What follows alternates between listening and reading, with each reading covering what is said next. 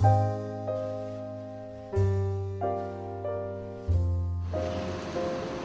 tarde a todos, muito obrigada pela presença. É um prazer recebê-los hoje à tarde no banquete com Araci Amaral e Maria Ishma, Semana de Arte Moderna. Vamos degustá-las. Muito obrigada pela presença. Boa tarde a todos. Tenho aqui a tarefa extremamente agradável de conversar com a Araci sobre um assunto que ela conhece tanto.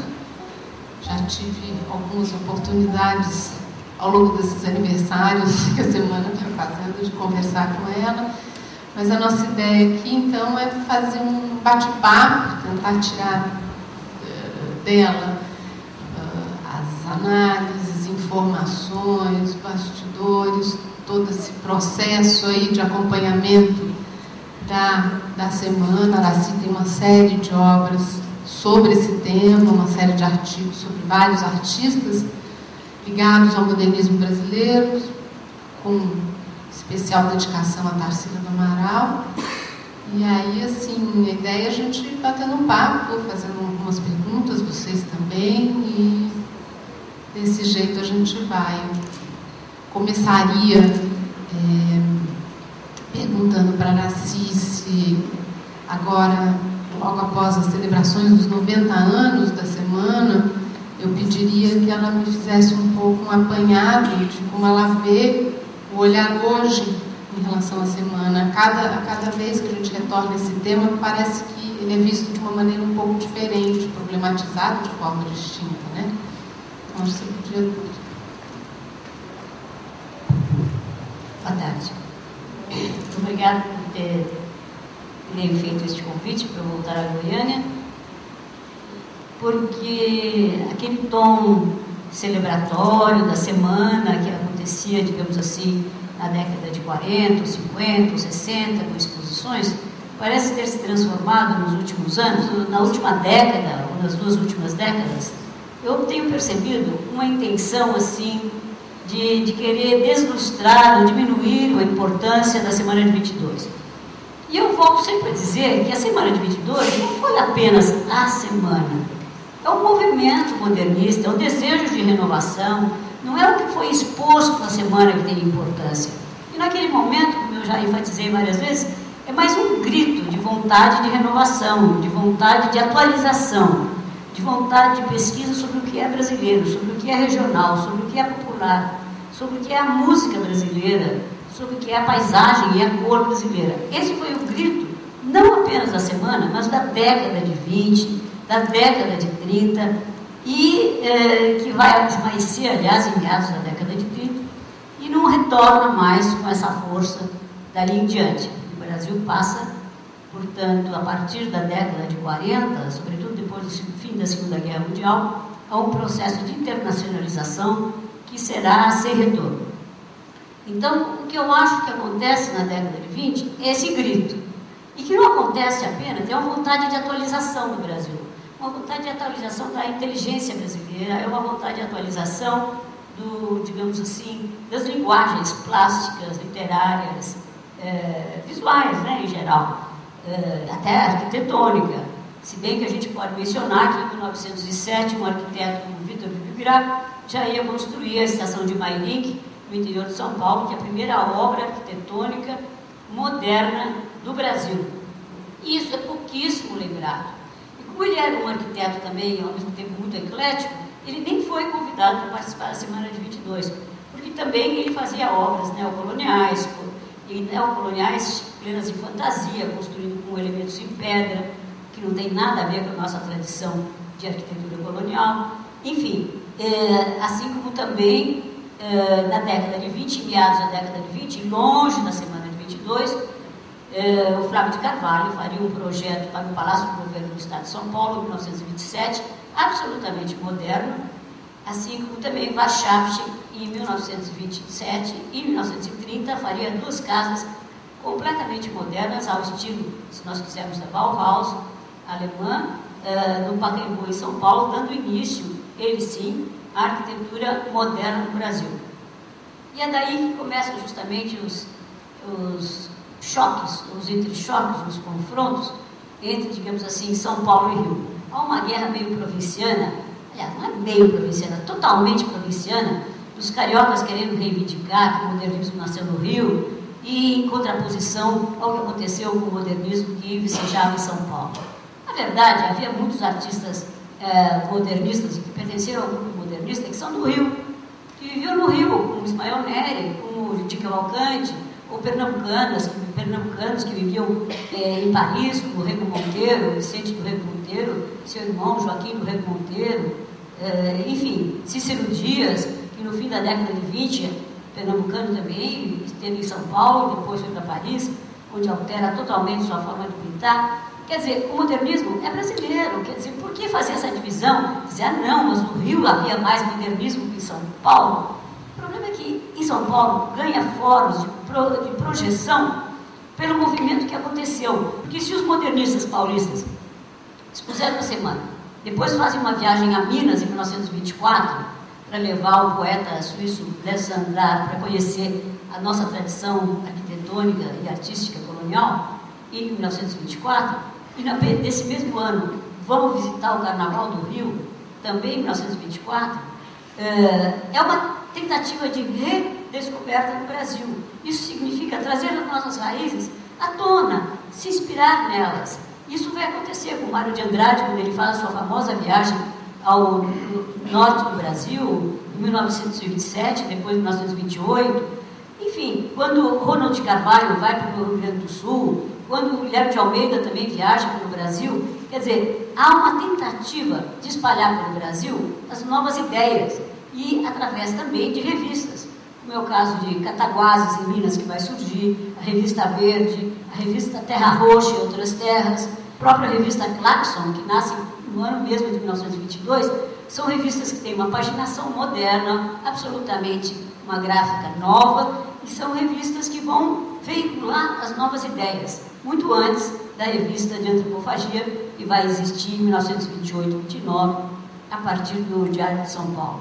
Então, há digamos, um desejo de espalhar. Agora, o que eu acho que o Rio de Janeiro sempre reivindica, isso que eu acho, é que, por exemplo, no caso da arquitetura, os cariocas acham que a arquitetura moderna no Brasil nasce no Rio de Janeiro a partir do Ministério da Educação, que é concebido e começado a construir em meados da década de 30. Porque essa é digamos assim, uma iniciativa do governo federal. Ora, eu acho que não é desdouro nenhum a arquitetura moderna ter nascido em São Paulo a partir da iniciativa privada. Não apenas, digamos, através de projetos de Victor de Hugo, como através também de Flávio de Carvalho, dos projetos de Warchavchik, que inclusive seria o mestre de Lúcio Costa para a sua conversão. Ele era um arquiteto neocolonial, para a sua conversão a partir da década de 30, quando ele conhece as casas de Flávio de Warchavchik, a fazer arquitetura moderna. Tanto que o Warchavchik vai para o Rio de Janeiro e vai ser sócio do Lúcio Costa, e os dois constroem a primeira casa moderna do Rio de Janeiro, em Copacabana, acho que da família Schwartz, se não me engano, e é nessa sociedade Lúcio Costa e Warchavchik. Então, há digamos assim, uma aliança, se a gente quiser, entre modernistas de São Paulo e artistas e arquitetos do Rio, e que, portanto, iguala, do ponto de vista de iniciativa, embora eu ache que o que caracteriza São Paulo não é a iniciativa federal, que com o getulismo vai emergir de uma forma muito forte, que o Getúlio vai querer federalizar o Brasil. E vai ser também, eu acho, porque em São Paulo há uma característica muito clara para mim, é a iniciativa privada. Isso, de fato, é uma marca de São Paulo. Afinal de contas, a Pinacoteca do Estado nasce da Organização dos Liceus de Artes e Ofícios, que é uma iniciativa privada de uma série de pessoas, digamos assim, de homens de negócio, digamos assim, iniciativa privada, homens de negócio, fazendeiros, de São Paulo, que fundam o Liceu de Artes e Ofícios, pessoas do meio urbano de São Paulo também.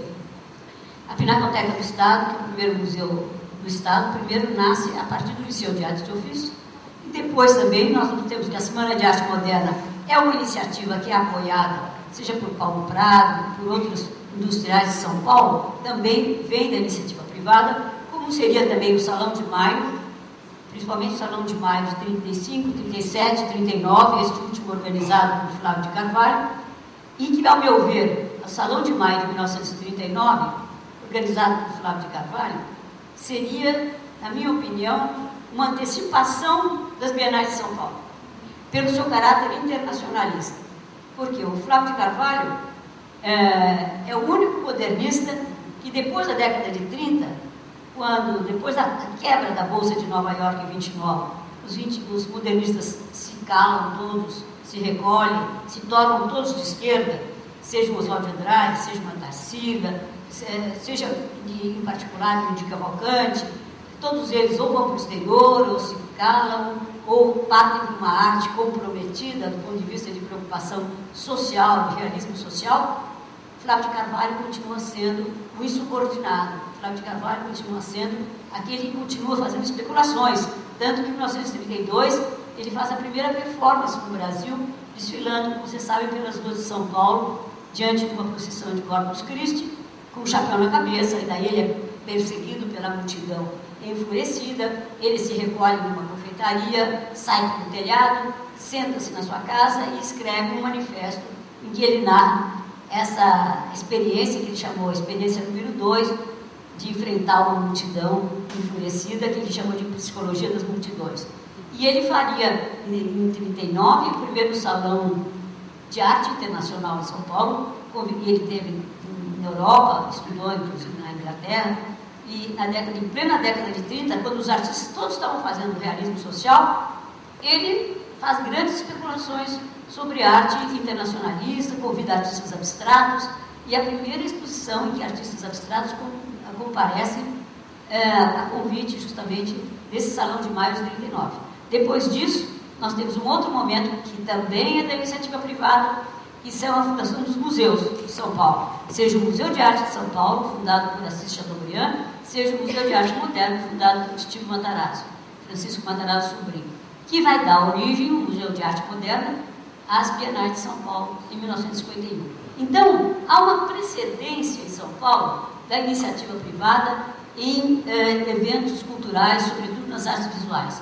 E que se saiba, depois muitos desses eventos vão se tornar, digamos assim, estatizados, vão contar com apoio público por força das circunstâncias, pelo crescimento deles. Estou falando demais. Não, imagina, você pode falar à vontade, eu sinto aqui só para fazer perguntas. E mediar as perguntas do público também. Mas o que eu me pergunto, às vezes, é se essa espécie de sacralização da data da semana de 22 não joga contra a compreensão dessa cena tão complexa que você está começando a delinear aqui para a gente. É como se fosse uma necessidade de congelar num momento e numa data precisa um fato que começa antes e termina muito depois disso. Não é um contrassenso você tentar... Não, é porque às vezes é necessário uma data. Por exemplo, em Nova York existe o Armory Show de 1913. Então, o Armory Show de 1913 não significa que antes não houvesse um estúdio de Stiglitz, onde ele já fazia exposições de arte moderna, entende? Mas, assim como também em São Paulo, se houve uma arquitetura isolada de biográfico, eu disse em 1907, se houve a grande exposição da Anita Malfatti em 1917, 10 anos depois, portanto, se tinha havido em 1913 a exposição de Lazar Segal, que já continha obras expressionistas de Lazar Segal, que viria se fixar no Brasil a partir de 1923, eu acho que a exposição da Anita Malfatti, realmente como exposição de arte, digamos assim, digamos, fora dos padrões acadêmicos, foi um marco também. Foi um marco, porque foi a partir da exposição da Anita Malfatti, em 1917, que os jovens críticos ou jornalistas, como Mário de Andrade, como Oswald de Andrade, se uniram em torno a ela para apoiá-la quando Monteiro Lobato destruiu praticamente a exposição dela, onde muitos quadros tinham sido vendidos, quando ele escreveu o artigo Paranoia ou Mistificação, para se referir à exposição que ela estava fazendo na Rua Libero Badaró, em São Paulo. Então, realmente, isso depois vai fazer com que a Anita Malfatti no caso dela é mais dramático, porque eu não sei se você sabe, depois dessa crítica do Monteiro Lobato, que era muito amigo da família dela e muito respeitado como intelectual, amigo da família, digamos assim, dos diretores do jornal Estado de São Paulo, a Anitta vai se amedrontar e vai se recolher. E nunca mais ela voltará a ser artista com aquela força, com aquela insubordinação que ela tinha mostrado naquelas telas que ela tinha feito em Nova York, que ela tinha estudado na Alemanha e em Nova York, e que ela tinha apresentado em São Paulo em 1917. Ela se acovardou. Ela foi perdendo a mão, como diria o Mário de Andrade, entende? E agora, a 22 foi, digamos assim, um toque, digamos assim, de união, de reunião. Se a Anitta Malfatti estava desencadeando o processo, 22, por ser uma semana de escândalos, eu digo, com música, com poemas, com exposições de arte, com conferência, tinha sido um toque de união e, a partir daí, eles se tornaram um grupo. Tanto que há 10 anos atrás, quando existe uma comemoração de 80 anos da semana, eu me lembro que até o intelectual do Rio, Leonel Katz, fala assim que nem como é que se diz? Manuel Bandeira tinha estado em São Paulo na semana de 22, então, justamente, como a gente vê a fotografia do Manuel Bandeira entre os artistas da semana, intelectuais, escritores da semana, na foto clássica da semana de 22, a gente pergunta só se isso é fantasma que está lá, porque ele estava em São Paulo. Tanto que, se o José Rubens Borba de Moraes não pôde participar, porque ficou doente, ficou retido no interior de São Paulo, o Manuel Bandeira está ali presente na foto. Então ele estava, não era uma coisa só de paulistas. Estava, assim como, digamos assim, o Di Cavalcanti também esteve presente, porque ele foi um dos idealizadores, quando justamente, conversando com a mulher de Paulo Prado, que foi um dos patrocinadores da semana, ela falou para ele, vamos fazer alguma coisa na semana de Deauville. Deauville é uma cidade praiana da França, onde se realizavam grandes festivais de música, de dança. E daí a ideia foi essa, e foi sugerida também pelo Di Cavalcanti, que, se articulando com os outros artistas, porque ele era carioca, mas fazia faculdade de Direito em São Paulo naquela época. Semana passada eu recebi um e-mail da Faculdade de Direito de São Paulo, perguntando se eu podia falar sobre Tarsila dentro da semana. Ora, Tarsila não participou da semana. A semana foi em fevereiro, 13, 15, 19 de fevereiro. Tarsila chega de Paris em junho, e ainda chega acadêmica, já com os vislumbres de impressionismo. E é justamente quando ela volta para São Paulo que ela digamos assim, se converte ao modernismo, ao entrar em contato com aquela inquietação que ela sente ali com o Di Cavalcanti, com Anitta Malfatti, nas conversas com Oswaldo de Andrade, que imediatamente se apaixona por ela, com o Mário de Andrade, naqueles debates que eles faziam sobre o que estava se passando na Europa, aquelas discussões, ela se converte. Isso, e já as coisas que ela realiza em São Paulo, o retrato do Oswaldo de Andrade, o retrato de Mário de Andrade, mesmo as Margaridas de Mário de Andrade, que ela vai fazer tudo isso na segunda semestre de 1922, a gente percebe uma grande mudança nela. E quando ela volta para Paris, no fim de 22, começo de 23, ela já diz, eu quero ser a pintora da minha terra. Porque daí ela já volta imbuída daquela vontade de fazer alguma coisa que faça respirar alguma coisa de brasilidade. Por que havia essa obsessão com o negócio de brasilidade? É por uma razão muito simples. É porque nós vivíamos em 1922 o centenário da Declaração da Independência. E havia então aí um desejo de comemoração do centenário da Independência. Assim como vai haver um salão de artes em São Paulo, no Palácio das Indústrias, um salão de arte que vai ser 90% acadêmico, vai haver também o desejo de comemorar o centenário com uma reafirmação de nativismo, de brasilidade. Não chega a ser ufanismo, mas um desejo de afirmação de identidade. E essa afirmação de identidade vai se dar, sem qualquer dúvida, através, digamos, dos gestos da poesia, da literatura, da música. Tanto que o Villa-Lobos é convidado na semana de 22, Guilmar Novaes também. Há um sem número de artistas de outras áreas que estão presentes com os modernistas e que farão parte desse grupo. E nós vamos ver que todos eles vão fazer essa ênfase, que, como disse a Telia Ancona Lopes, do Instituto de Estudos Brasileiros da USP, tem duas vertentes que é bom a gente nunca esquecer. É que, além da vontade de renovação formal deles, havia o desejo de busca do popular também.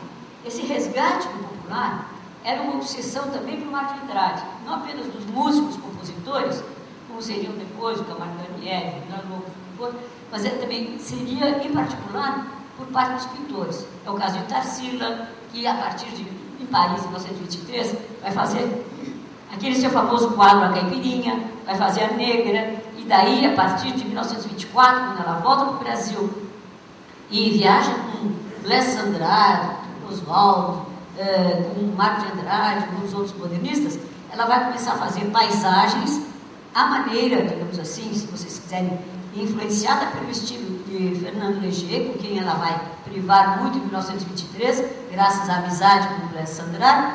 Ela vai estilizar as paisagens e ela vai enxugá-las do ponto de vista formal, fazendo figuras muito mais construídas, que também ela tinha estudado em 1923 em Paris com Glaise, que é um exegeta, se a gente quiser, do cubismo, e ela volta fazendo coisas com uma, digamos assim, com a visualidade brasileira, mas que já com um sabor muito mais moderno, atualizado. E nós vamos ver que também essa fase de Tarsila não deixará de influenciar, sem nenhuma dúvida, um Lazar Segal. Chegou um artista muito mais expressionista, da escola de Dresden, por exemplo, e que depois, no Brasil, contagiado também, contaminado pela digamos, ótica dos modernistas, vai também fazer obras com sabor muito brasileiro, sobretudo obras da segunda metade da década de 20.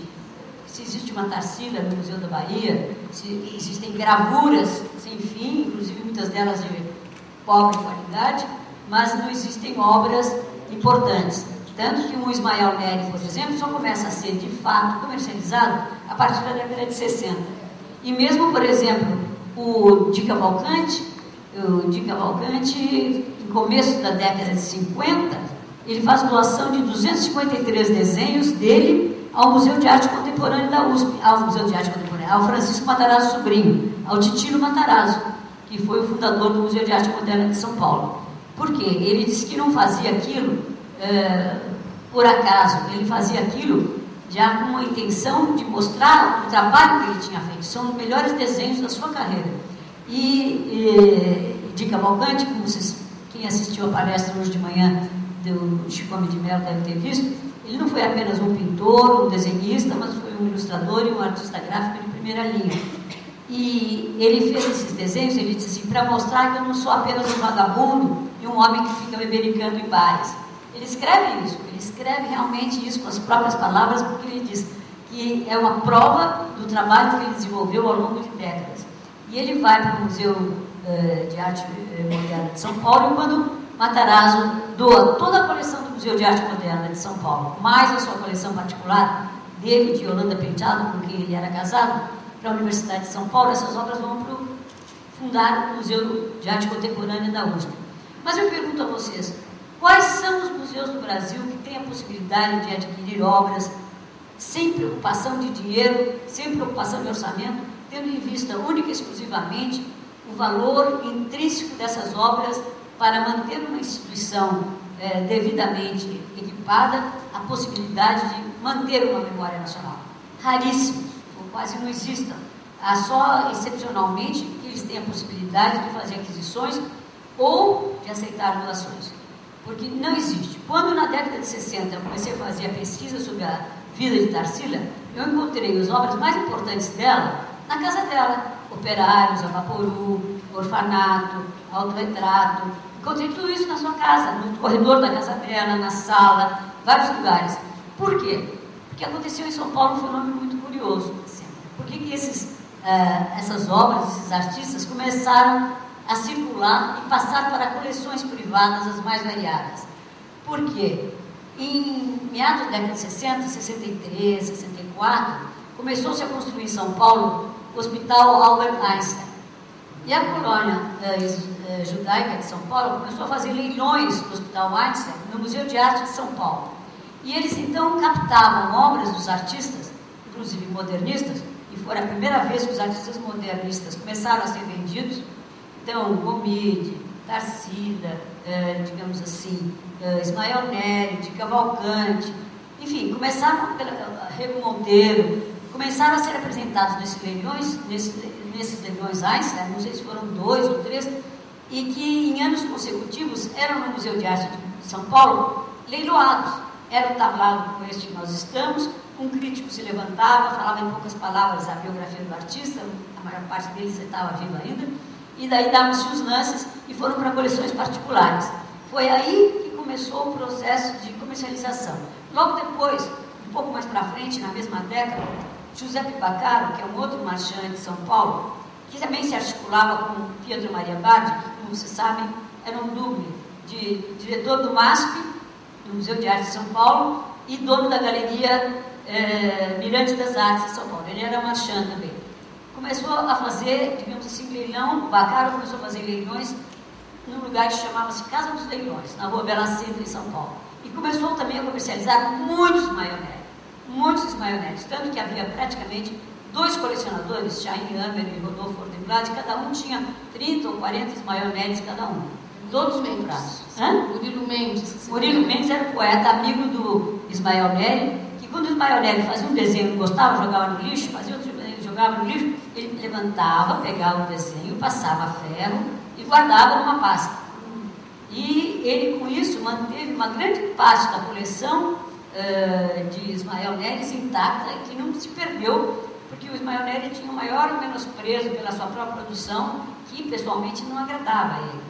Entende? Então, graças a esse amigo, poeta Murilo Mendes, muita coisa se salvou. Entende? Agora, depois disso, houve um outro marchand, que era no começo dos anos 70, José Paulo Domingues, que fazia também leilões e que deu alavancou muito também o mercado de arte. A partir portanto, de começo da década de 70, mesmo apesar de vocês perceberem que aí já tem 20 anos a Bienal de São Paulo, o mercado era muito incipiente ainda. Tão incipiente que, por exemplo, o Alfredo Volpi vai fazer a sua primeira individual aos 48 anos. Sim, porque ele nasceu em 1896 e em 44, ele tinha 48 anos quando ele faz a primeira individual na Galeria Itá, de São Paulo. Para vocês terem ideia das dificuldades que havia também no mercado de arte. E mesmo quando eu fiz a retrospectiva do Alfredo Volpi, e eu perguntei para ele por que ele não tinha participado do Salão de Maio de 39. Ele falou, porque o Flávio de Carvalho cobrava uma taxa para a gente se inscrever no salão. Eu falei, e era muito? Ele falou, não que fosse muito, mas fazia falta. E, claramente. E para estudar isso, digamos, com esse acervo ainda muito pouco difundido, como é que foi esse primeiro processo? Se você é uma das responsáveis por essa primeira catalogação, pela última grande catalogação da obra da Tarsila com o Raisonné, né? Esse processo de garimpagem, ele é um processo que se dá no tempo, quer dizer, essas várias... O que é esse bastidor aí? Não, isso daí é muito louco, porque se a gente perguntasse, faria de novo? Eu não sei se faria de novo. E essas coisas a gente fala assim, meio de olho fechado. Foi como quando eu fiz aquela pesquisa da hispanidade em São Paulo, que eu viajei pela Colômbia, Equador, Venezuela, Paraguai, sabe? Fotografando, indo de ônibus, de táxi, de avião, de o que fosse, nas férias da faculdade, porque não tinha outro jeito. Ou você faz com aquele ímpeto, aquela loucura, ou você não faz nada.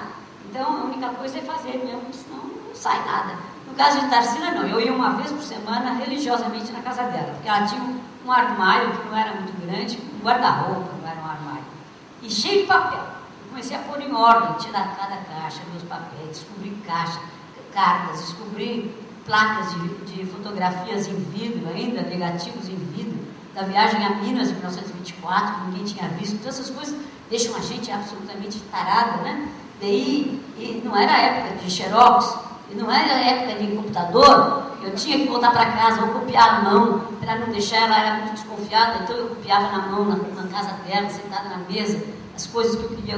E graças a Deus eu pude fotografar algumas coisas e publicar no meu livro de Tarsila, Cartas de Oswald de Andrade, que não existem mais, porque a Tarsila tinha uma cunhada que tinha horror do Oswald de Andrade, mas ela tinha horror. Quando Tarsila morreu, ela queimou tudo que era do Oswald de Andrade. Então, graças a Deus, eu fotografei aquelas cartas e publiquei no livro antes que elas tivessem desaparecido. Então, muitas vezes, a indiferença da família causa a perda de documentos que são, às vezes, preciosos para a gente escrever a história da arte. Os documentos da Anitta também, não é? A família não destruiu as cartas? Eu imagino que sim, porque eu me lembro que eu fui visitar a irmã da Anitta Malfatti, Georgina Malfatti, e eu entrei lá, e a irmã dela chamava-se Georgina. E eu li e vi logo aquele quadro dela, que era justamente um quadro que hoje é do Gilberto Chateaubriand. E eu falei assim, nossa, que beleza de quadro. O Farol. Eu falei, que lindo quadro. Ela olhou para mim assustada e falou, acha mesmo? Eu falei, eu acho uma beleza esse quadro. Ela falou, eu não acho. Daí eu também descobri na visita à irmã da Anitta Malfatti o segredo de por que ela tinha ido para a Alemanha estudar e depois para os Estados Unidos, Nova York, quando todo mundo ia para Paris. É porque a Anitta era descendente de alemães e norte-americanos. E justamente o avô dela, alemão, tinha ido de, como é que se diz? Não é de carruagem, aquelas caravanas que iam para o oeste, para o velho oeste, e na caravana da frente, ia uma mocinha americana, com quem ele se apaixonou e casou, que era a avó da Anitta Malfatti. Depois os dois vieram para o Brasil, daí a filha casou com o Malfatti e a Anitta Malfatti nasceu. Então havia digamos assim, uma familiaridade, talvez com a língua alemã, com a Alemanha e com Nova York, que fez com que a Anitta tivesse ido para a Alemanha e depois para Nova York. Porque eu cheguei na casa da Dona Georgina e eu vi uma cadeira tipicamente americana, aquelas que tem aquelas repinhas assim, arredondadas atrás. Eu falei, essa cadeira é americana. Ela falou, claro, é minha avó. Eu falei, é? Daí ela me contou a história da família. E eu falei assim, nossa, então daí eu entendi por que a Anitta Malfatti tinha tido o privilégio de ir para Nova York, que era um meio avançadíssimo, depois de Paris. Também tinha estado na Alemanha, onde tinha havido o expressionismo, antes de qualquer artista da sua geração. E mulher, sozinha, solteira, que era uma audácia também. Por isso, quando se fala muito que Pagu era muito audaciosa, a Anitta Malfatti foi audaciosa, Tarsila foi uma audaciosa, de ter tido 3 maridos e vários namorados, e de ter também, digamos assim, e ter também, ao mesmo tempo, vivido 20 anos com um homem 20 anos mais novo que ela, como foi Luiz Martins. E viveu 20 anos, foi o marido com quem ela viveu mais. E, no entanto, isso hoje seria considerado uma audácia. Como você sabe, o Darcy Ribeiro fez uma divisão interessante num livro que se chama América Latina em Sus Artes, fim da década de 60, em que ele menciona justamente que existem na América Latina os povos testemunhos, os povos novos e os povos miscigenados, uma coisa assim. Então, os povos testemunhos são os povos fiéis às suas origens mais antigas. Eu me refiro aos países da América Central, México, América Central e América Central, eu estou me referindo a México, Guatemala, Costa Rica, Nicarágua, e depois a área andina toda, né? Peru, Equador, Colômbia e uma parte norte do Chile, além da Bolívia. E os povos, e talvez também uma parte do Paraguai. Os povos novos são Argentina, Uruguai e uma parte do Chile. São povos que vieram e se estabeleceram nesses países.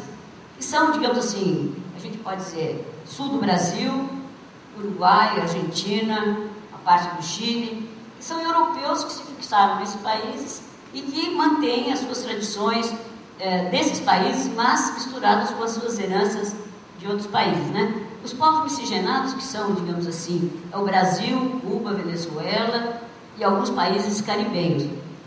Então, na verdade, o Brasil não tem relações com esses países da América Latina em geral. Infelizmente, nós não temos. O Paraguai seria um país que teria muita afinidade conosco. No entanto, nós rejeitamos um pouco dessa articulação.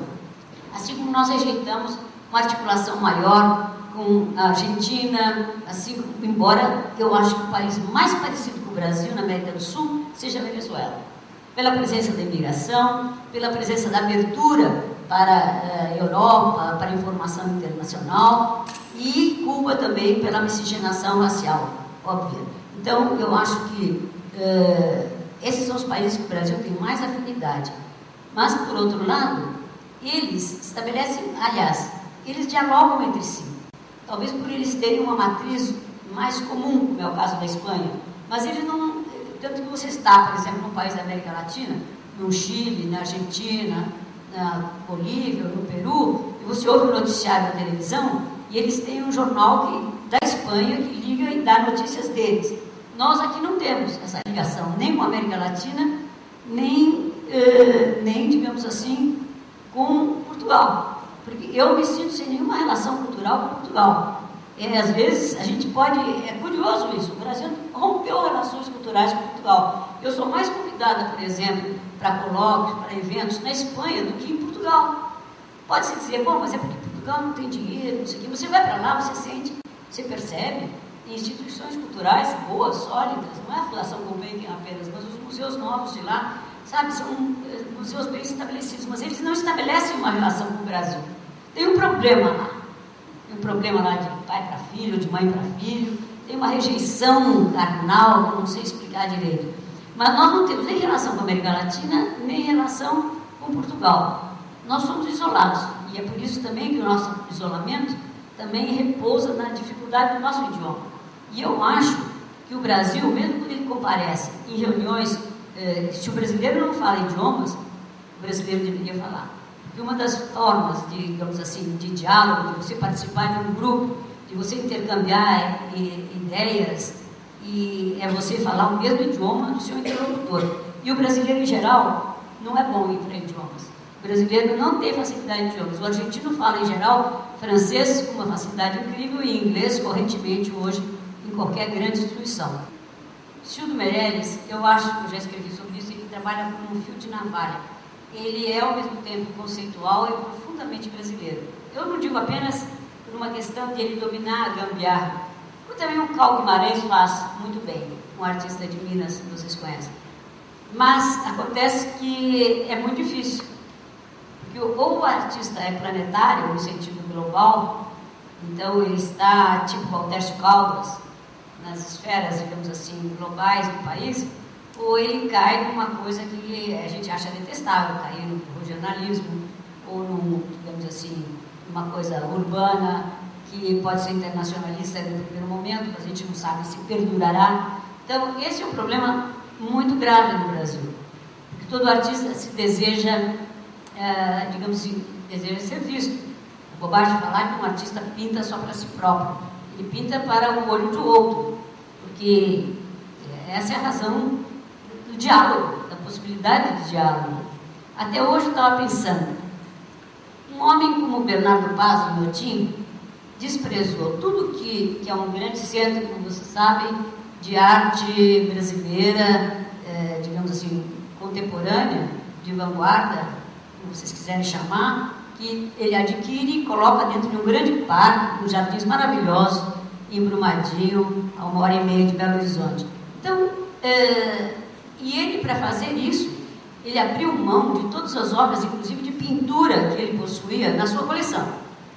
Você deu a produção para poder financiar isso? Eu acho que o dinheiro dele vem de outro lado. Mas eu acho que eu soube que ele, por exemplo, abriu mão, sei lá, de Antônio Dias, não sei, artistas importantes que ele tinha, mas que pintavam no bidimensional. E partiu para instalações, arte conceitual de grande porte. Agora, eu pergunto uma coisa, a arte dá suas voltas. E eu vejo hoje, não sei se você vê, eu gostaria até de saber, uma geração nova que está pintando no bidimensional e pintando muito. Não é possível que todos esses que estão pintando no bidimensional sejam artistas ruins, medíocres. Alguns são de qualidade. E usar pelo Brasil inteiro. E se alterar a situação e se começarem a aparecer, começar a aparecer uma nova geração pintando no bidimensional, então o Inhotim, pergunto para você, ficará com um evento datado? É que a gente tem que lembrar o seguinte, o Brasil é muito grande, e o Brasil, eu não acho que é um só Brasil, há vários Brasis. Nós temos muitos Brasis. Quando a gente viaja para o Brasil, é que a gente se dá conta. Eu vou para o Pará, me sinto um pouco assim, num ambiente caribenho. É verdade, eu vou para o Rio Grande do Sul, eu estou mais no Uruguai, na Argentina, do que no Brasil. Você vai para o Brasil do Centro-Oeste, Goiás, Rondônia, você pensa que você está, sei lá, num outro universo. Entende? Você vai para o Nordeste, é uma outra realidade. Eu digo Ceará, Rio Grande do Norte. Você vai para a Bahia, você está num local que é muito mais próximo da África do que do Brasil, propriamente dito, de outras regiões. O Brasil é múltiplo. E o Brasil, por isso mesmo, é tão difícil de definir. E eu acho que o Brasil é difícil de definir. E quando você fala em conceito de brasilidade, nós estamos falando de conceito de brasilidade na época do modernismo, onde aparentemente havia uma possibilidade de pensar numa uniformidade que hoje não dá mais para pensar. Porque eu não sei se por hoje serem os deslocamentos mais possíveis através dos meios de transporte, mas, de qualquer forma, é difícil você dizer que você se sente absolutamente, não percebe a diversidade de regiões tão díspares como as do Brasil, porque são muito díspares, E você, por mais vontade que você tenha de conhecer a Amazônia, é tão caro conhecer a Amazônia, quer dizer, existe avião 2, 3 por dia, mas acontece que o custo da passagem é tão alto, e a razão para você ir para lá é tão difícil de justificar, que você não pode conhecer o Brasil todo simultaneamente. É que nem ir para a América Latina. Eu tive um convívio muito grande com a América Latina, e fiz na década de 60, 70, 80. Depois parou, porque inclusive eu parei de fazer as pesquisas que eu estava fazendo.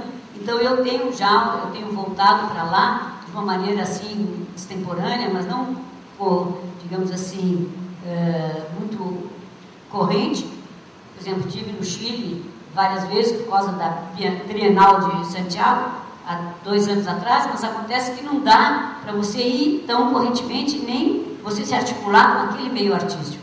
E a mesma coisa no Brasil. Então, se você não tem a oportunidade, através do trabalho, você não tem possibilidade de entrar em contato, nem no Brasil, dentro do Brasil, nem na América Latina. Agora, uma coisa é a brasilidade como conceito, e outra coisa é a globalização dentro da qual nós vivemos, do ponto de vista de comunicação. A comunicação é instantânea. Você liga a internet, você liga o Google, você está no mundo. Agora, você sabe que você fecha aquilo, vai para sua casa, sai na rua, a sua realidade é o Brasil.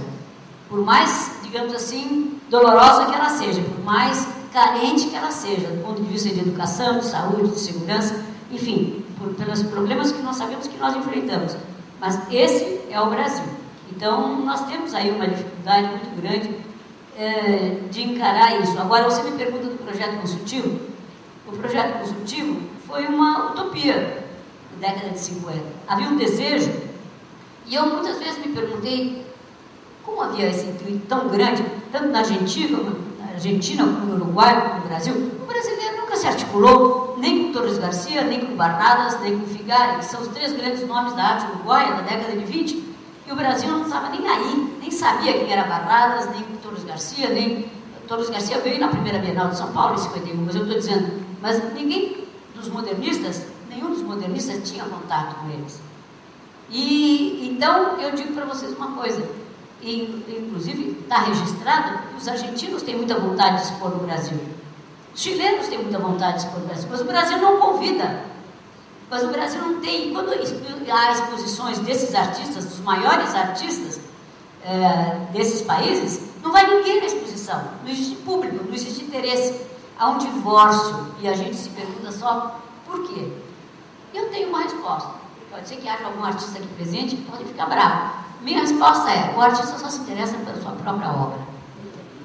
Na verdade, eu acho um pouco isso mesmo, porque eu vejo, por exemplo, que nas bienais, nas primeiras bienais era um pouco diferente, mas ultimamente, mesmo o artista estrangeiro, por mais, digamos assim, bem acolhido, badalado, bom de mercado que ele seja, se ele chega e vier ao Brasil, porque em geral, ultimamente, ele manda seus assistentes, que montam a sala e se mandam. Quando veio o artista, ele monta a sua sala, quando muito ele dá alguma entrevista, e vai embora antes da abertura. não existe nenhuma possibilidade de convívio entre ele e os artistas locais.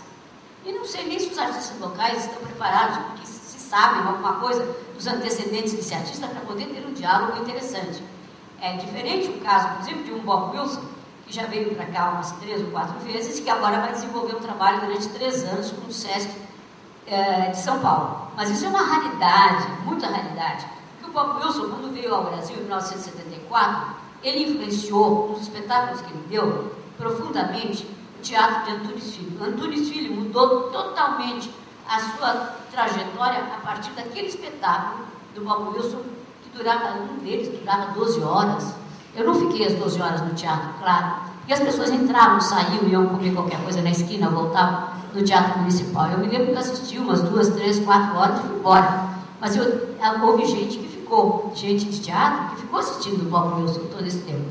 Agora, ele voltou agora para fazer um trabalho de 3 anos. Aí pressupõe uma articulação com o meio artístico, do ponto de vista teatral, visual, local, que é muito raro. Mas é muito raro. Mas isso é uma exceção. É uma exceção. Mesmo como é que se chama o nosso islandês, dinamarquês, o Olafur Eliasson, quando o Olafur Eliasson veio para cá o ano passado, ele fez umas 3 viagens para cá, para fazer 3 grandes eventos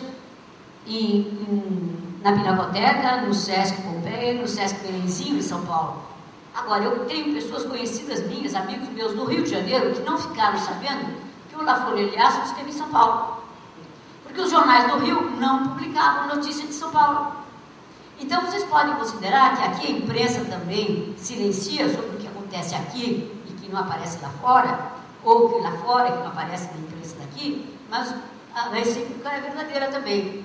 Existe um desinteresse total. Quando o Sérgio Esmeralda realizou em Fortaleza a exposição de escultura efêmera, na década de 80, né, começo da década de 80, ele se queixou profundamente para mim por não ter havido na Veja uma matéria boa para um evento que foi, inclusive, internacional. Ele convidou artistas da Venezuela, da França, da Alemanha, dos Estados Unidos.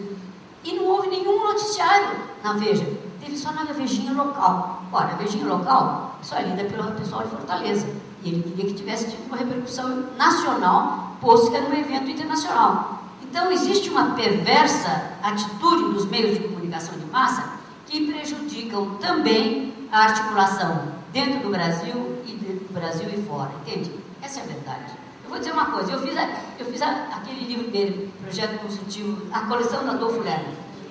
E ele vendeu, eu não sabia que ele ia fazer o livro para vender a coleção, mas ele vendeu a coleção para o Museu de Houston. Mas eu devo dizer para vocês uma coisa, eu estive em Houston, a coleção está muito bem, tem pesquisadores lá, devotados, está super catalogada, está exposta com muita dignidade. Se o Brasil não comprou, porque os museus não tiveram dinheiro, essa é a nossa realidade, entende? Nós não temos, paciência. É como dizer, por que foi vendido o Vaporú de Tarsila para o Museu de Buenos Aires? Uai, mas o Malba quis comprar, está num lugar de respeito pela obra? Perfeito. Quando o Brasil puder comprar, quiser respeitar a sua própria história da arte, o Brasil adquirirá, porque não faltam bilionários aqui. É só você ler a lista dos bilionários brasileiros, você verá que dinheiro não falta. Você mencionou a coisa da pintura, que a morte dela já foi declarada milhões de vezes e ela não morre, é impossível. Essa questão do social na arte brasileira, ela às vezes você vê surgir alguns trabalhos, uma necessidade de dialogar com essa realidade, de quando você sai na rua e vê essa realidade dura. Como você vê isso? Hoje existe uma vertente de arte contemporânea brasileira que lida com esses problemas ou não? Você acha que você quer dizer de reivindicação social, de espelhar, de usar isso como matéria de trabalho, no fundo? Eu acho que no Brasil menos. A impressão que os artistas aqui estão em outro planeta. Eles não sabem que aqui tem analfabetismo, eles não sabem que aqui não tem saúde pública, eles não sabem que aqui a educação está abaixo do nível do mar, eles não sabem nada, nem se interessam. Porque eu acho que é como se eles vivessem. Uma vez eu recebi uma explicação de uma artista, acho que foi da Carmela Gross, que falou assim, não, mas é que a realidade é tão dura, que cada artista, então eu acho, fica dentro da sua caverna para fazer o seu trabalho fechado ali. Então ele vê só aquela excelência conceitual, formal, e não quer olhar para fora, porque fora é uma bandidagem, uma loucura. seguinte, então é melhor não olhar para fora. Agora, você vai para a Europa, por exemplo, eu vi há 4 anos atrás em Roterdão uma exposição de arte que era toda baseada nos conflitos internacionais. Então eram, digamos assim, bombas como aquelas que tombam de avião em cima do Afeganistão em forma de lustre, de cristal, ou eram, digamos assim, espingardas metralhadoras feitas nos tapetes, digamos assim, bordados por crianças do Afeganistão. Entende? Então era toda ela motivada pelo cotidiano da guerra que rodeava esses países. Ou então artistas que se impressionavam com os campos de refugiados políticos que onde hoje vivem milhões de pessoas, seja na África, seja no Oriente Médio, seja na Ásia. Agora, no Brasil não tem campo de refugiados, mas tem campo de desabrigados. Quando aparece, digamos, uma inundação, ou um desastre maior, ou um derrube de uma montanha em função de uma chuva violenta, e essas pessoas ficam morando, como no caso de Alagoas atualmente, há mais de 2 anos, em barracas, você não vê nenhum artista ali. Você pode ter visto o Vic Muniz trabalhando no lixão do Rio de Janeiro, mas eu vejo um artista.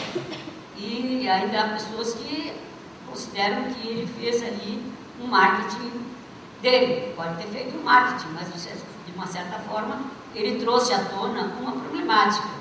Entende? Eu acho que a gente tem que considerar isso também. Agora, em geral, o artista brasileiro não está presente, não está acompanhando um grito que tinha na década de 30 e 40. Você vai dizer, bom, mas na década de 30 e começo de 40, antes da guerra, havia um problema de partidão, havia um problema de definição social, política do artista.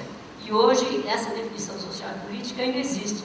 Sim, porque depois da queda, digamos assim, do Muro de Berlim, em 89, da queda, digamos assim, da Guerra Fria, do final da Guerra Fria, a mocidade, a juventude se desinteressou da ideologia dos partidos políticos. Então, na verdade, o que importa hoje é o mercado, o que importa hoje é o dinheiro, o que importa hoje é estar bem na vida.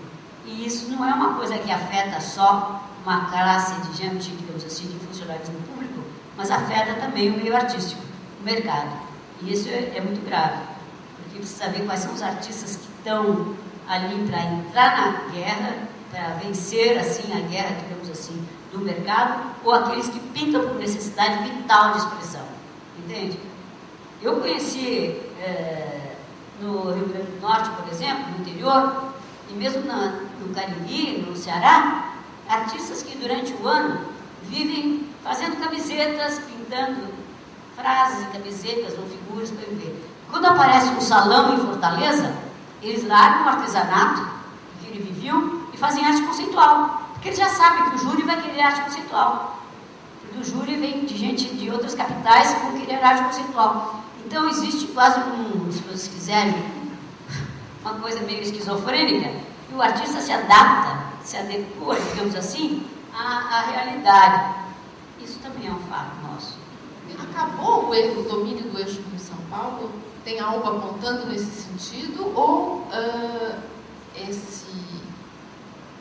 isso ainda é tão terrível, esse domínio? Olha, eu nunca achei que tinha eixo Rio-São Paulo. Porque, como eu falei para vocês, muitas vezes o que acontece em São Paulo não é noticiado no Rio.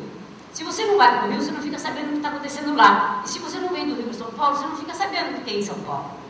Quando eu disse para alguém que tinha havido uma exposição do nosso escultor britânico, como é que chama indiano? Anish Kapoor, São Paulo, arregalaram o olho para mim. Ah, não sabia que ele tinha exposto em São Paulo. Falei, pois expôs.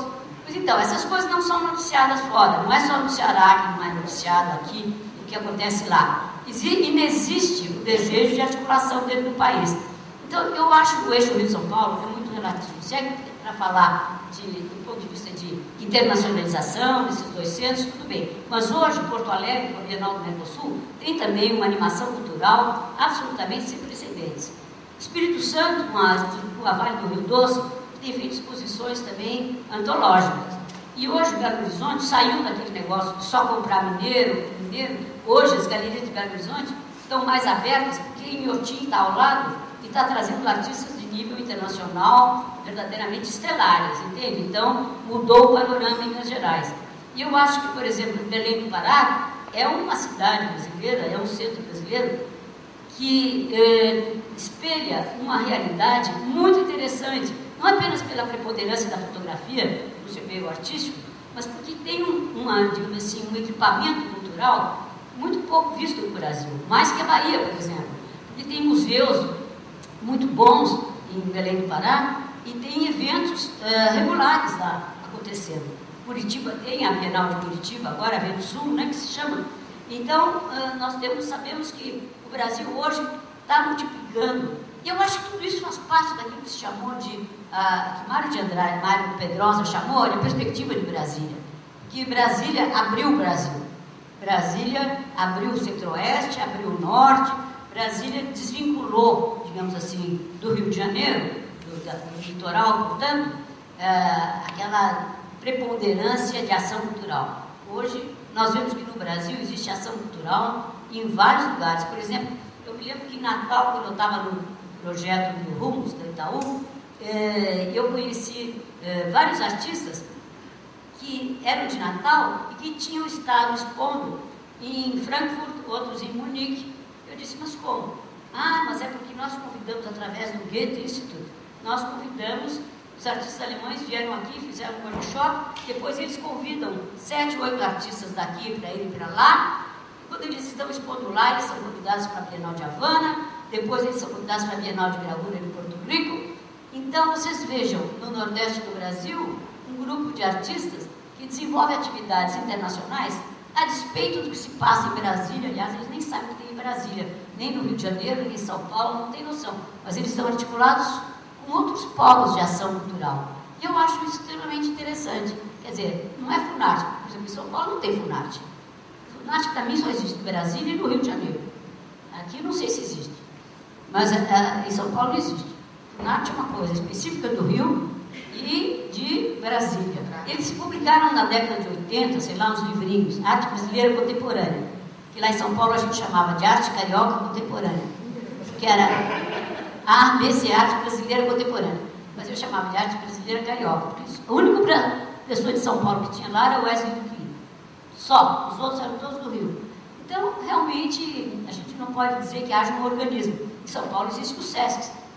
Os SESCs têm mais de 20, sei lá quantos na cidade de São Paulo, que promovem eventos internacionais e nacionais de importância muito grande. Então, o Brasil é isso, gente. Esse divórcio, essa loucura de distâncias, de realidades, de possibilidades culturais, dificuldades financeiras, de distância, né? Eu acho muito difícil. Mas a gente vai fazendo, né? Como você vê hoje a Bienal, o papel da Bienal dentro desse circuito tão multifacetário? A Bienal ainda tem um papel importante, ele deve ser transformado, Eu acho que ela pode continuar, ela deve continuar como uma tradição. Não que ela seja necessária mais, eu acho, mas como uma tradição. É uma instituição que nunca deixou de realizar uma única edição desde 1951. E olha que eu assisti todas, hein? Putz, na primeira como estudante, entrevistando crítico, na segunda como monitora e assim por diante. Mas eu acho que hoje, com mais de 200, naquele tempo só tinha a Bienal de Veneza e a Bienal de São Paulo. Hoje tem mais de 200 bienais em Sydney, em Hong Kong, em Xangai, em África do Sul, em Cape Town, né? Entende? Todo lado tem Bienal, em Cuenca, sabe? Em toda parte tem Bienal hoje. Em Guangzhou. Então, eu acho que hoje, eu não sei se a Bienal é necessária. Eu acho que talvez ela fosse mais interessante se fosse quadrienal. E os curadores se movem de uma Bienal para outra, trazendo os artistas de uma para outra, que fica um repeteco insuportável, que a gente já sabe, aquele lá tem muito sucesso, pode ficar certo, ele vem na próxima Bienal. Tarsila era uma pessoa, digamos assim, muito suave, muito bem-humorada, ela tinha vivido plenamente, então ela não tinha nenhuma retranca, assim, ou, digamos assim, aborrecimento de não ter feito alguma coisa. Ela tinha feito tudo com muita classe, entende? Ela tinha tido muito dinheiro, tinha perdido todo o dinheiro, e depois ela viveu fazendo ilustrações, fazendo capas de livro, deixou de vender totalmente obras de arte, tanto que na década de 40 ninguém considerava ela só voltou a ter algum nome a partir de meados da década de 60, e não por acaso também vou dizer que a exposição retrospectiva que eu organizei dela em 1969 foi também um sucesso incrível, e a partir daí ela foi convocada para a obra dela foi convocada para várias exposições. Não digo ela porque ela veio a falecer em 1953, né? Mas ela era uma pessoa ela recebia as pessoas, ela tinha tido um problema na coluna, então ela não podia andar, então ela estava em cadeira de rodas ou ficava na cama, mas as pessoas iam visitar, ela fazia questão de oferecer cafezinho. Fui várias vezes na casa dela ver o Chico Xavier. Ela era devota do Chico Xavier, porque ela tinha perdido uma filha prematuramente, depois uma neta num acidente, quando a neta tinha 15 anos. Então, ela teve do espiritismo, ela começou a ser adepta do espiritismo, uma questão, eu acho, de querer preencher as lacunas lá, do ponto de vista afetivo dela. Eu vi o Chico Xavier na casa dela umas 2 vezes, uma coisa assim, mas era um convívio muito interessante. Agora, uma curiosidade que eu registrei na última edição minha, que eu fiz do livro dela, é que Tarsila tinha sido presa na Revolução de 32 porque ela tinha ido à União Soviética com Osório César, porque ela vivia naquela época. Porque ela teve 4 maridos, né? E daí, Osório César. Mas acontece que o Osório César era do Partido Comunista. E ela tinha horror que eu mencionasse, ela sabia que eu ia publicar um livro, ela tinha medo que eu publicasse qualquer coisa. Nós vivíamos também, tenho que se dizer, na época do regime militar, ditadura e tal. Então ela, não fala disso, não falava. Então só depois que ela faleceu, e só depois que eu fui fazer justamente uma pesquisa complementar, que está anotada na minha introdução da última edição dela, é que eu menciono justamente ela ter comparecido em Montevidéu, em 1933, a um congresso comunista, e ter feito uma palestra lá sobre a mulher na guerra. E daí eu me lembrei até daquela frase do Rui Castro, que é um famoso biógrafo da literatura brasileira, que ele diz assim, que ele não fazia livros de pessoas vivas, com pessoas vivas. E eu realmente achei que ele tinha toda a razão. Isso, sei lá, 20 anos depois de eu ter terminado meu livro, publicado meu livro e tal. Porque você tem coisas que você fica cheia de dedos de trair, se você quiser, entre aspas, a pessoa que você está biografando. Mas, ao mesmo tempo, você como historiador não pode faltar a verdade, entende? Então, eu omiti aquilo e não pude fazer aquela pesquisa à vontade na época, não apenas por ser da ditadura, mas por ser ela estar viva na vontade dela. Se bem que ela não viu o livro publicado. Inclusive, isso também ajudou, porque Tarsila tinha estudado com Pedro Alexandrino, que tinha dito para ela, um artista acadêmico, que tinha dito para ela que a artista não tem idade. Então, ela mentia a idade. Inclusive, ela falsificou a idade dela para 1890. Uma bobagem, né? Mas acontece que ela mentia, porque ela dizia assim que a artista não tem idade. Mas aí eu, fazendo as minhas pesquisas, eu descobri no colégio que ela estudou em São Paulo, no Colégio Sion, que ela tinha nascido em 1886. Mas eu não falei para ela. Eu não falei para ela. Eu não falei, mas quando eu publiquei o livro, ela já tinha falecido há 2 anos antes, e eu pus lá a data correta. Agora, eu não mencionei para ela que eu achei, que eu sabia quanto ela tinha de idade. Porque eu vi, inclusive, no lugar que ela falsificou, assim, no passaporte dela. Dá uma fotografia num dos meus livros. Agora, isso aí é um problema dela, né? É também quando ela falava assim, Osório César, não sei o quê. E, no entanto, Osório César, quando foi dar um depoimento sobre Tarsila, ele até chorou. De tão comovido ele falou, porque ela achava Tarsila uma pessoa adorável e tal. Enfim, são fases da vida de uma pessoa, as circunstâncias da vida também empurram, né? Mas foi muito agradável trabalhar com ela e, ao mesmo tempo, foi um privilégio, pelo fato de que ela tinha toda a documentação. Porque ela dizia assim, meu pai dizia, o que não serve para nada, você guarda pelo menos 20 anos. Agora, ela guardou mais do que isso, né? Então, foi por isso que naquele guarda-roupa do quarto dela, do lado da cama dela, eu ia achando tanto papel, cartas, fotografias. Eu pude até fazer, antes de sair o livro dela, e antes de sair o meu livro de Semana de 22, saiu um livro sobre Blaise Cendrars no Brasil e os modernistas. Por quê? Instigada pelas coisas que eu descobria do Blaise Cendrars, com Tarsila e na visita ao Brasil, nas 2 visitas ao Brasil do Graça Andrade, eu pude reconstituir, porque eu ia na casa dela uma vez por semana, e os outros dias da semana eu ia em redação de jornal fazer pesquisa, porque lógico, naquele tempo não tinha nem internet nem Google. Então eu ia nas redações de jornais e nos arquivos dos jornais, nos diários associados, no Estadão, que não era difícil pesquisar lá no Estadão, eles abriam. Eu ia lá e pesquisava, copiava tudo o que eu precisava, e assim, e depois, um outro dia, eu ia na casa dos modernistas, e eu corria com medo que eles morressem. Então, eu ia entrevistar, Guilherme de Almeida, Menotti Del Pique, fulano de tal, todos, de Cavalcante, Sérgio Billier, todos, eu ia entrevistando todos a fim de colher os dados que eu precisava, ou às vezes numa conversa com Tarsila na casa dela, ela me levantava uma coisa que eu tinha que aclarar a dúvida com os modernistas, então eu tinha que me apressar. Você gravou essas entrevistas? Não. Eu escrevia, às vezes eu levava para a pessoa reler, e tenho todas elas datilografadas. E não publicadas? Não publicadas. Tem uma agora que eu gostaria de publicar, que é sobre a Vera Vicente Azevedo, que eu já escrevi, já digitei. Vera Vicente Azevedo foi uma jovem que foi casada com Antônio Vicente Azevedo, e que foi retratada por Tarsila, por Flávio de Carvalho, por Gomide, por várias personalidades. E eu sempre tive uma intriga em saber quem teria sido a Vera Vicente Azevedo. Você achou? E daí, então, um dia eu estava na Pinacoteca, onde eu era diretora, e me disseram, está aí uma senhora que quer falar com você. Eu falei, quem é? Uma senhora que disse que se chama Vera Vicente Azevedo. Eu falei, nossa, manda entrar.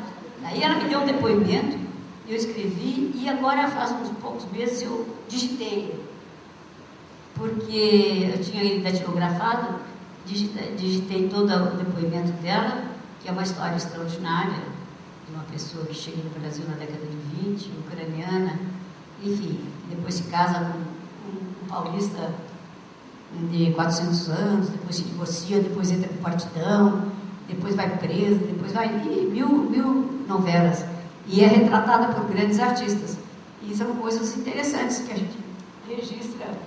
Eu não sei até quando eu vou guardar, mas eu gostaria de publicar. Mas eu quero publicar, mas eu gostaria de publicar com as imagens do retrato de Gomide, que é ela sentada numa mesa, acho que você deve ter visto, com uma boina, uma mesa de bar, tem um outro do Flávio de Carvalho, e tem um de Tarsila, que já não é tão bom, é uma obra da década de 37, uma coisa assim, que é um retrato feito por Tarsila. Quer dizer, ela foi uma pessoa de grande beleza e que trabalhava na periferia de São Paulo na época que ela me procurou, que ela se dedicou realmente à causa social, não teve volta atrás.